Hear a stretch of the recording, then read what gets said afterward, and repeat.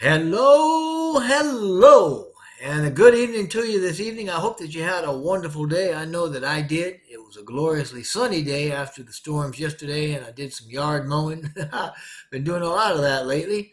But this evening, we're here to talk about the perfect business model. So good evening. My name is Jeffrey, and I'm here to share some words and wits of wisdom from Mr. Mufara from a webinar that he did last Wednesday. How many of us have wasted time looking for things?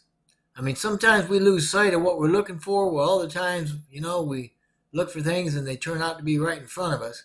Well, in the marketing world, people do that too. People look for things. We call them opportunities, right? Just like some of us know what we're looking for, a lot of us don't.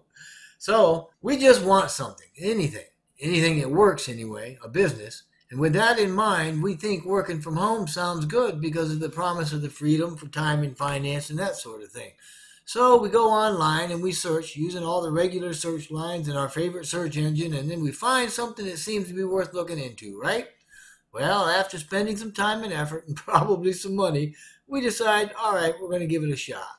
So then we commit to sticking around to it at least long enough to get to the break-even point. So we work the plan. And that's what we're looking for, a business that we can call our own that provides income and freedom sufficient for our desires. Well, that's what this video is about, knowing what to look for and recognizing it when we find it. To be more effective at finding and managing an opportunity that works for us, we need to know how to look for a good business, what the markers are. Well, in his search a few years back, the CEO of Onpassive, Mr. Ash Mufara, couldn't find an opportunity for a business model that actually worked with the ethical intensity he wanted. So, he set out to learn what was really needed for online business success. He turned to universities to search for his answers. But his search didn't really yield any programs that offered a degree. Nothing in network or digital marketing anyway, not even an associate's degree. But he did find courses of study through Harvard offering conceptual instruction for internet business, and as you may imagine from the word conceptual, those classes taught a whole lot of theory. So he paid the tuition, took the classes, and the newfound understanding of internet business concepts gave him the confidence that he needed to begin his search for the perfect internet business model. And as one would expect, Mr. Mufara took that training and applied the logic of it to come up with a fundamental recipe for the best internet business model in theory. This is because, as he's quick to tell us, he just didn't have the working knowledge. But he took what he had and he started off to create what he could not find, a real and sustainable business model that reflected his high standards and his personality. One of the first things he came to realize in the world of internet business was, despite what some may think, there is no one-size-fits-all, but there are basic foundations that are required for success. And this is to say that there are basic ingredients needed to succeed in online business, and Mr. Mufara set out to find it and to boil it all down to nothing but the bare essentials. What we're about to talk about came about as a result of a webinar from August 19th, 2020 that Mr. Mufara was the guest speaker on, and what follows are some of the points that he covered on what to look for in an objective, logical, and scientific way once we found a company that we want to look at to get involved with. The first thing he talked about was a product. He says a business has got to provide a real product or service. Well, he'll be the first one to tell you that he paid a lot of money in past opportunities before he knew what he was doing that didn't have squat for products or services. Ultimately, they were garbage and of no real value, which meant the opportunity was unethical to start with. Now, some of those just took his money and time without providing anything of value. Well, live and learn, right? Hey, I've been there. So right off the bat, we don't want to join anything without being clear on what the product offering is and how it's used. This is to say that, to be clear, the product is real and it's got to be usable. The product has also got to be attainable and a solution to something. In other words, there has to be a need for it and it has to be affordable. To discern this, we're going to have to look at the demographics of the products. Incidentally, Demographics is just a 10-cent word denoting statistical data related to a population and groups in that population concerning the use of a product. Another word we use is niche. We want to understand the niche or the place for the product, which is usually related to the use of the product by particular groups to gauge whether the product is legitimate and can be tied to customer need and experience. It's also good to think about the message the sale of the product is sending. Are you selling self-help memory books that make people feel like they're stupid? Hey, I'm just saying. The next thing we talked about was leadership. It was a biggie. So, what does the leadership in a company look like? Well, the leadership is going to effectively, or ultimately actually, reflect the quality of the business, right? So we need to look at the leadership. And I don't mean just the CEO. I mean, we need to look at all of it. We want to know if the company is run by real people doing real work. What's the reputation held by them individually? What's the reputation collectively? Is it a one-man show? Does it have real leadership that has the wherewithal to develop, package, and deliver its products? Does the leadership act with authenticity, transparency? How about experience? Do they have experience? Are they proven? And is there vision? In theory, I suppose we could have companies that are led by the blind leading the blind, but I think you'd have to agree that the model of that business is probably not the best one out there. However, about reliability, can we trust them? Can we even find them? Do they have actual names and are they proud of what they're doing? How does the leadership speak about the business and the work being done? How do they speak about others? Is the leadership kind? Are they caring? Are they likable? Is leadership resting on their laurels of past glories? I knew some of them. In the military, we had a term for people that were just showing up, biding their time, collecting a paycheck, and doing the bare minimum. We called them Road Scholars, R-O-A-D. It stood for Retired on Active Duty. And to me, Road Scholars are the epitome of the Peter Principle. And this is a concept in management developed by a guy by the name of Lawrence J. Peter, which observes that people in a hierarchy, for example, a corporate environment, tend to rise to their own level of incompetence. Yeah, incompetence. Put simply, this means employees are promoted based on their success in previous jobs until they reach a level at which they are no longer competent. They reach a level where the job is above their expertise, mainly because skills in one job do not adequately carry over to another. So trust me, we do not want these people running our business. Not like that, we don't. Sitting in positions that they can't fulfill. Anyway, our business is only going to grow to the height of our leadership, and if that leadership is not learning and growing, the business will not learn and grow either. So, John Maxwell, he said it pretty good, and he's an American author and a leadership teacher. He says a business will operate below the leadership level. He refers often to what he calls the law of the lid. Mr. Mufareh mentioned that, and it basically says that the ability of leadership is the lid that determines a person's level of effectiveness. In other words, the lower an individual's ability is to lead, the lower the lid on his potential. The higher the ability to lead, the higher the lid on the potential. This means if our leadership stays at 7 or operates at 7 continually, our business will never surpass 7. Leaders are made through experience, and to continue to be leaders, we have to continue growing and growing our own experience. Okay, so on to number 3, math. Now, when we talk about math, we're really talking mostly about the pay structure. That pay structure is a key structure, by the way. It's a vital element to our success. We have to run the math to make sure that the model is fair and rewarding.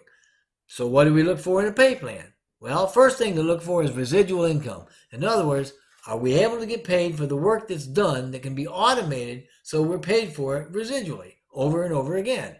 Because if the income is dependent on working constantly and the pay is based on what is done personally by the worker at the time it's done, we don't want that. A plan like that means as work performance fluctuates, like missing days of work because of illness or family matters or going on vacation, our pay is also going to reflect that, usually by destabilizations and notable decreases. So the model's got to employ residual methods of income. And it needs to be unlimited. Shouldn't have a cap on how much we can earn, right? This is huge. I mean, hey, if you know Ash, you know that when he does something, he goes all in and he does not place limitations, caps on the outcome. So if our production is unlimited, which is available through leveraging our efforts in automation, why on earth would we ever have a pay plan that would be limited? If you find a business with a pay plan that has caps, walk away. We don't want limits. And that doesn't make us greedy, by the way, because the residual income that we're going to be making is not necessarily for us. It's also for what we can do with it for others, so it's got to be scalable and unlimited. And how about the market cap? Does it match the pay structure? In other words, does the number of customers using the product sustain the promised or expected payouts, or will the entire market get reached and become saturated before we ever earn what we want or what we expect? The market cap has got to be in line with the demographics and the pay structure. Saying it another way, the number of product users must be accurately reflected in the statistical data of the population and its groups so it can effectively support the pay structure. Well, let me try it again. To put it in the simplest of terms, we need to make sure there's enough product users to provide earning that we want. So let's talk a little bit about corporate structure. Is the model debt-free with good capital? Are they well budgeted? Or are they building the company at the expense of the affiliate? I mean, I don't want to pay for a company if I'm not going to earn anything, right? Does it have an identity? Are they licensed or have they registered the business? Is the domain registered short-term or long-term? These are all questions that we want to ask so we can ascertain the financial capability of the company. Ideally, we want a company that's financially independent, that can handle the money and is not borrowing to fund their own activity. They should be generously funded. And there has to be solid, structured foundation without worry about having to restructure. Because when they restructure, I guarantee you're going to lose it all. Okay, number 5 is support. You know, if we get into an issue and we need help, we need support, who do you call? Who are you going to talk to?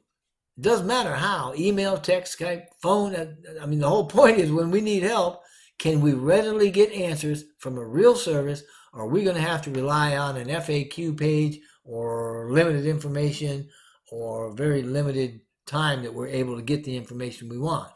I mean, we should understand that it's our right as customers, as affiliates, to get proper support for the issues that come up regarding the business that we partnered with, a business that we're building. And if we don't have real people to reach out to for communicating the issues, well, if there's no real people that we can get help from that aren't rude, that don't give us grief or complain or act like our issues are an imposition on them, then we need to walk away. You got to have support, good support. And the better the support, the better the business. The 6th point is technology, because simply we need technology. And through technology, automation. We're looking for new, innovative technology that gives us some automation. And the technology has to be doing the vast majority of the heavy lifting, so to speak, the bulk of the activity. We have to understand what the tech is, too. Is it new, proprietary even? Or is it the same wore-out copycat code we saw in the last generation? Automation. That's what we need. Is it custom? Can they produce sustainable, reliable tech that gives customizable and scalable tools needed for our business? Or do we have to do coding or manually enter data that can't be automatically completed? If we do, walk away. It's not a duplicatable system. Today's tech is much more sophisticated. It should serve us, and the company behind it has to be able to scale it as needed. This brings us, the scalability anyway, to the next point, the 7th one, which is global. The business must have a global reach, and it's got to reflect an unlimited demographic and market cap that goes with that kind of a reach. The point being, along with a bigger demographic and margins, we don't want to be limited geographically and have our freedom stifled. A global reach does not limit us as we reach into the market. When it's global, it can have the humanitarian bond and unity we're looking for as well. We do not want to be restricted or limited to the elite or any other different group or any other company. There should be no discrimination in that everybody on earth should have the opportunity to join a good business with real products and feel good about it. So number 8, legal. Is the business legal? Is it registered? Is it licensed? Man, it's got to be legitimate, and it can't be getting in trouble all the time either, okay? So it can't be a hack. The reputation and history of the company matters, and it's got to be legal in everything that they do. Another item we'd want to look at is the word solution. What issue does this business or its product solve? Most products that are successful, sustainable, and scalable are always going to provide a solution to an issue, and the solution has to be based on feedback from real customers about their needs and their experience. And last, but very important to me, is the fun factor. Is the business fun? Can you have some fun with it? Do we like those people that we work with? Are we invigorated by the business, by the company? How do the people in the business treat you? Are they fun?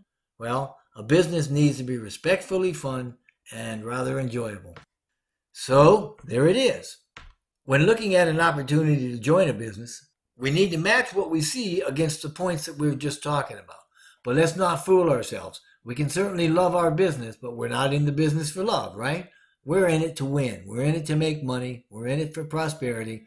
This is to say that we are in it for quality of life, and money is certainly a part of that. But if we stick to the standards that we give in here, we can find that company.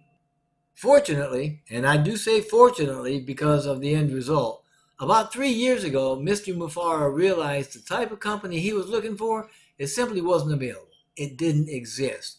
So he decided to create the perfect business using the points we just mentioned, because the only way for people to have a business like that, one worth keeping for the rest of their lives and to leave as a legacy to their families, was to create it. So Mr. Mufara came up with a model that fulfills the specific criteria that we outlined here, a company that meets and exceeds the high ethical standards of that criteria.